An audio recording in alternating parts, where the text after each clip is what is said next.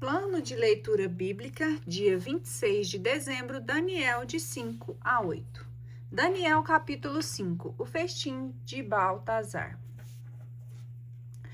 O rei Baltazar deu uma festa para os seus 1000 nobres, em presença do quais pôs-se a beber vinho. Excitado pela bebida, mandou trazer os vasos de ouro e de prata que seu pai Nabucodonosor tinha arrebatado ao templo de Jerusalém, a fim de que o rei, seus nobres, suas mulheres e suas concubinas deles se servissem para beber. Trouxeram então os vasos de ouro que tinham sido arrebatados ao templo de Deus em Jerusalém. O rei, seus nobres e suas mulheres e suas concubinas beberam neles. E depois de terem bebido vinho, entoaram o louvor aos deuses de ouro e prata, bronze e ferro, madeira e pedra. Ora, nesse momento, eis que surgiram dedos de mão humana a escrever defronte do candelabro, no revestimento da parede do palácio real. O rei, à vista desta mão que escrevia, mudou de cor, pensamentos tétricos assaltaram-no. Os músculos de seus rins relaxaram-se e seus joelhos entrechocaram-se. Gritou violentamente que mandassem vir os magos, os caldeus e os astrólogos. Mandou-lhes dizer: aquele que decifrar essa inscrição e me der o sentido dela será revestido de púrpura, usará ao pescoço um colar de ouro e tomará o terceiro lugar no governo do reino. Todos os sábios do rei entraram na sala, mas foram incapazes de ler a inscrição e dar seu significado ao rei. Baltazar ficou muito assustado. Seu rosto mudou de cor. Seus nobres sentiam-se constrangidos. Mas a rainha, atraída pelo barulho das palavras do rei e de seus nobres, entrou na sala do festim. Ó rei, disse, vive para sempre. Não te deixes atemorizar pelas tuas ideias. Não mudes assim de cor. Há no teu reino um homem no qual habita o espírito dos deuses santos. Quando teu pai era vivo, encontrava-se nele uma luz, uma inteligência e uma sabedoria comparáveis à sabedoria dos deuses. Por isso o rei Nabucodonosor, teu pai, tinha o nomeado chefe dos escribas, dos magos, dos caldeus e dos astrólogos. Havia-se descoberto neste Daniel, cognominado Baltazar, pelo rei, um espírito superior, uma ciência e uma penetração particular para interpretar os sonhos, explicar os enigmas e resolver as dificuldades. Que se chame logo Daniel, e ele dará o significado da inscrição. Daniel foi então introduzido diante do rei, o qual lhe disse: És realmente Daniel, o deportado de Judá que meu pai trouxe aqui da Judéia? Ouvi dizer a teu respeito que o espírito dos deuses habita em ti e que te encontram em ti uma luz, uma inteligência e uma sabedoria singulares. Acabam de introduzir diante de mim os sábios e os magos para ler esta inscrição e descobrir o seu significado. Não puderam dar-me a significação dessas palavras. Ora, asseguraram-me que tu és o mestre na arte das interpretações e das soluções de enigmas. Portanto, se puderes ler esse texto e me dar o seu significado, serás revestido de púrpura, usarás ao pescoço um colar de ouro e ocuparás o terceiro lugar no governo do reino. Respondeu Daniel ao rei: guarda teus presentes, concede-os a outros. Lerei todavia esse texto ao rei e lhe darei o significado. Ó rei, o Deus Altíssimo havia outorgado a Nabucodonosor, teu rei, realeza, grandeza, glória e majestade. Em razão dessa grandeza, que lhe era conferida, todos os povos, todas as nações e pessoas de todas as línguas tremiam de medo diante dele. Mandava matar quem queria, deixava viver quem desejava, elevava e rebaixava quem lhe aprazia. Mas seu coração, tendo-se engrandecido, e seu espírito, tendo-se endurecido na presunção, foi deposto de seu trono e despojado de sua glória. Foi expulso do meio dos homens, e tornando-se seu coração semelhante ao dos animais, ficou em companhia dos animais selvagens, pastando ervas com os bois. E seu corpo foi molhado pelo orvalho do céu, até que ele reconhecesse que o Deus Altíssimo domina sobre a realeza humana. e aí eleva a quem bem lhe apraz. Tu, Baltazar, seu filho, também sabias tudo e não humilhastes teu coração. Tu te erguestes contra o Senhor do céu. Trouxeram-te os vasos de seu templo, nos quais bebestes o vinho, tu, teus nobres, tuas mulheres e tuas concubinas. Deste louvor aos deuses de prata e ouro, bronze e ferro, madeira e pedra, cegos, surdos e impassíveis, em lugar de dar glória a Deus, de quem depende o teu sopro vital e o teu destino. Assim, por ordem sua, essa mão foi enviada e essas palavras foram traçadas. O texto aqui escrito se lê: Mené, Tequeu e Perez. Eis o significado dessas palavras. Mené, Deus contou os anos de teu reinado e nele põe um fim. Tequeu, foste pesado na balança e considerado leve demais. Perez, teu reino vai ser dividido e entregue aos medos e persas. Então, por ordem de Baltazar, Daniel foi revestido de púrpura. Colocaram-lhe ao pescoço um colar de ouro e publicou-se o que ele ocuparia o terceiro lugar no governo do reino. Mas nesta mesma noite, Baltazar, rei dos caldeus, foi morto. Dario, o Medo, recebeu a realeza mais ou menos com a idade de 62 anos. Daniel na cova dos leões. Aprove a Dario, o Medo, constituir e espalhar por todo o seu reino 120 sátrapas, submetidos a 3 ministros, um dos quais era Daniel, a quem eles teriam de prestar contas, a fim de que os interesses do rei nunca fossem lesados. Ora, Daniel, devido à superioridade de seu espírito, levava vantagem sobre os ministros e sátrapas, e com isso o rei sonhava em pô-lo à frente de todo o reino. Por isso, ministros e sátrapas procuravam um meio de acusar Daniel em relação à sua administração, mas não puderam descobrir pretexto algum, nem falta, porque ele era íntegro e nada de faltoso e repreensível se encontrava nele. Esses homens disseram então: não acharemos motivo algum de acusação contra esse Daniel, a não ser aquilo que diz respeito à lei de seu Deus. Então, ministros e sátrapas vieram tumultuosamente procurar o rei e lhe disseram: Rei Dario, longa vida ao rei. Os ministros do reino, os prefeitos, os sátrapas, os conselheiros e os governadores estão todos de acordo em que seja publicado um edito real com uma interdição, estabelecendo que aquele que nesses 30 dias dirigir-se a um deus ou homem, qualquer que seja além de ti, ó rei, seja jogado na cova dos leões. Promulga, pois, ó rei, esta interdição e manda fazer um documento a fim de que, conforme o estabelecido na lei definitiva dos medos e dos persas, não possa ser revogada. Em consequência, o rei Dario fez redigir o documento contendo a referida interdição. Ouvindo essa notícia, Daniel entrou em sua casa, a qual tinha no quarto de cima janelas que davam para o lado de Jerusalém. 3 vezes ao dia, ajoelhado como antes, continuou a orar e a louvar a Deus. Então esses homens acorreram amotinados e encontraram Daniel em oração, invocando seu Deus. Foram imediatamente ao palácio do rei e disseram-lhe, a respeito do edito real de interdição: não promulgaste, ó rei, uma proibição estabelecendo que quem nesses 30 dias invocasse algum deus ou homem qualquer que fosse, à exceção tua, seria jogado na cova dos leões? Certamente, respondeu o rei, assim foi feito, segundo a lei dos medos e dos persas, que não pode ser modificada. Pois bem, continuaram, Daniel, o deportado de Judá, não tem consideração, nem por tua pessoa, nem por teu decreto. 3 vezes ao dia ele faz sua oração. Ouvindo essas palavras, o rei, bastante contrariado, tomou contudo a resolução de salvar Daniel, e nisso esforçou-se até o pôr do sol. Mas os mesmos homens novamente o vieram procurar em tumulto. Saibas, ó rei, disseram-lhe, que a lei dos medos e dos persas não permite derrogação alguma a uma proibição ou a uma medida publicada em edito pelo rei. Então o rei deu ordem para trazerem Daniel e o jogarem na cova dos leões.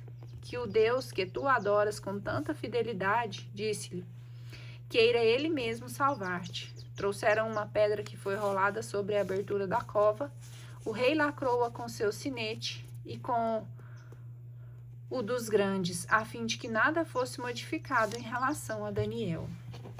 De volta a seu palácio, o rei passou a noite sem nada tomar e sem mandar vir concubina alguma para junto de si. Não conseguiu adormecer. Logo ao amanhecer, levantou-se e dirigiu-se a toda pressa à cova dos leões. Quando se aproximou, chamou Daniel com voz cheia de tristeza. Daniel, disse-lhe, servo de Deus vivo, teu Deus que tu adoras com tanta fidelidade, terá podido salvar-te dos leões? Daniel respondeu-lhe, Senhor, vida longa ao rei. Meu Deus enviou seu anjo e fechou a boca dos leões. Eles não me fizeram mal algum, porque a seus olhos eu era inocente, e porque contra ti, ó rei, não cometi falta alguma. Então o rei todo feliz ordenou que se retirasse Daniel da cova. Foi ele assim retirado sem traço algum de ferimento, porque tinha tido fé em seu Deus.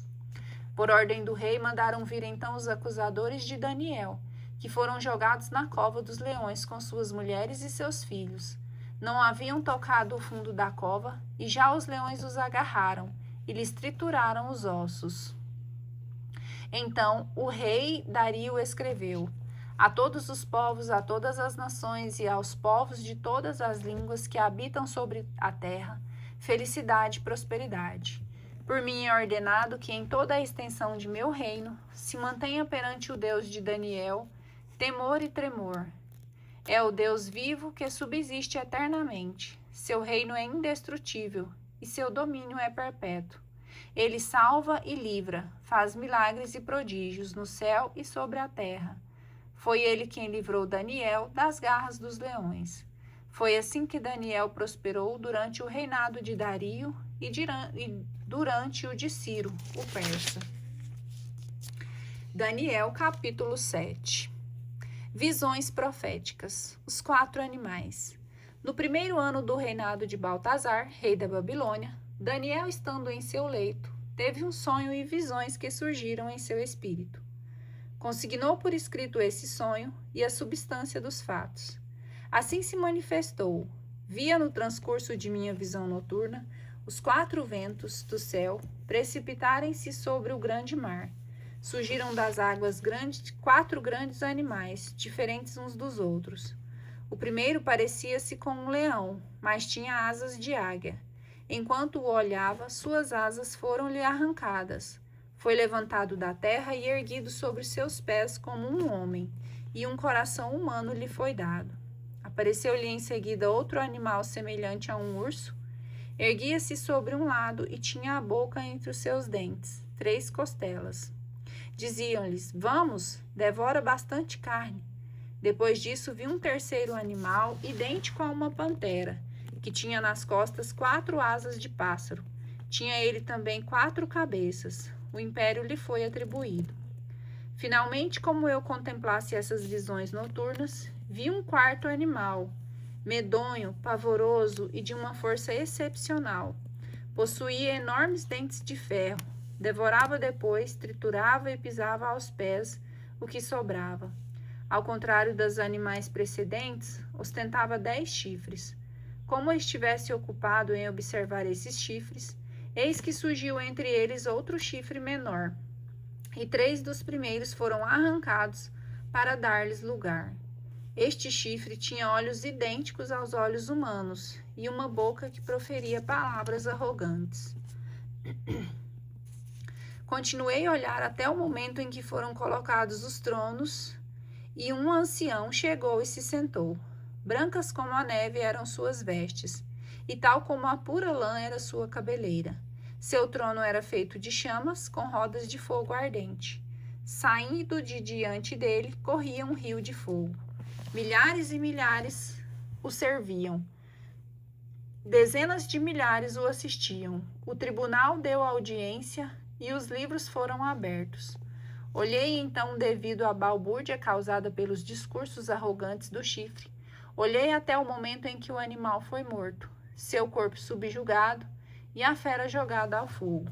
Quanto aos outros animais, o domínio lhes foi igualmente retirado, mas a duração de sua vida foi fixada até um tempo e uma data.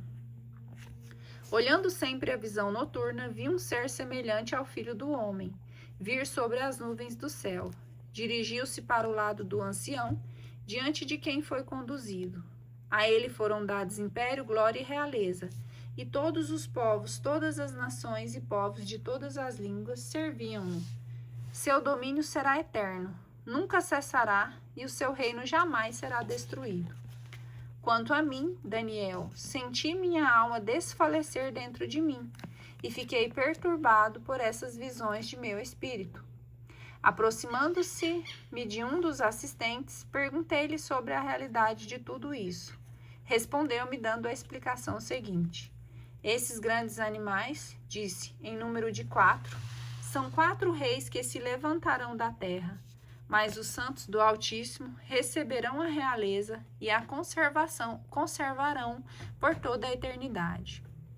Quis então saber exatamente o que representava o 4º animal, diferente dos demais, pavoroso em extremo, cujos dentes eram de ferro e as garras de bronze, que devorava depois, triturava e calcava aos pés o que sobrava. Quis ser informado sobre os 10 chifres que tinha na cabeça, bem como a respeito desse outro chifre que havia surgido e diante do qual 3 chifres haviam caído. Esse chifre, que tinha os olhos e uma boca que proferia palavras arrogantes e parecia maior do que os outros. Tinha visto esse chifre fazer guerra aos santos e levar-lhes vantagem, até o momento em que veio o ancião, quando foi feita justiça aos santos do Altíssimo, e quando lhes chegou a hora de obterem a realeza. Ele me respondeu, o 4º animal é um 4º reino terrestre, diferente de todos os demais, que devorará, calcará e aniquilará o mundo. Os 10 chifres indicam 10 reis levantando-se neste reino, mas depois deles surgirá outro, diferente, que destronará os 3. Proferirá insultos contra o Altíssimo e formará o projeto de mudar os tempos e a lei, e os santos serão entregues ao seu poder durante um tempo, tempos e metade de um tempo. Mas o julgamento se realizará e lhe será arrancado seu domínio para destruí-lo e suprimi-lo definitivamente. A realeza, o império e a suzerania de todos os reinos situados sobre os céus serão devolvidos ao povo dos santos do Altíssimo, cujo reino é eterno e a quem todas as soberanias renderão seu tributo de obediência. Aqui terminou o discurso a mim dirigido. Quanto a mim, Daniel, seus pensamentos transformaram-me a ponto de me mudar a cor, mas conservei tudo isso em meu coração. Visão do carneiro dominado pelo bode. No 3º ano do reinado de Baltazar, eu, Daniel, tive uma visão, continuação daquela que eu tinha anteriormente. Nessa visão, eu me achava na fortaleza de Susa, na província de Elam, e eu me vi, sempre em visão, às margens do Ulai. Erguendo os olhos, eis que vi um carneiro qual se achava em frente ao rio. Tinha 2 chifres, 2 longos chifres, um dos quais era mais alto do que o outro. Esse chifre mais alto apareceu por último. Vi o carneiro dar chifradas em direção do oeste, do norte e do sul. Nenhum animal resistia diante dele, e ninguém conseguia escapar ao seu poder. Fazia o que queria e crescia. Enquanto observava com atenção, eis que um bode robusto veio do ocidente e percorreu a terra inteira sem tocar o solo. Tinha entre os 2 olhos um chifre muito saliente. Foi até o carneiro, de 2 chifres, que eu tinha visto em frente ao rio, e avançou contra ele em um excesso de fúria. Eu o vi aproximar-se do carneiro e atirando-se com fúria sobre ele, espancá-lo e quebrar-lhe os 2 chifres, sem que o carneiro tivesse força para sustentar o assalto. O bode jogou por terra o carneiro e o calcou aos pés, sem que alguém interviesse para subtraí-lo. ao ataque de seu adversário. Então o bode tornou-se muito grande.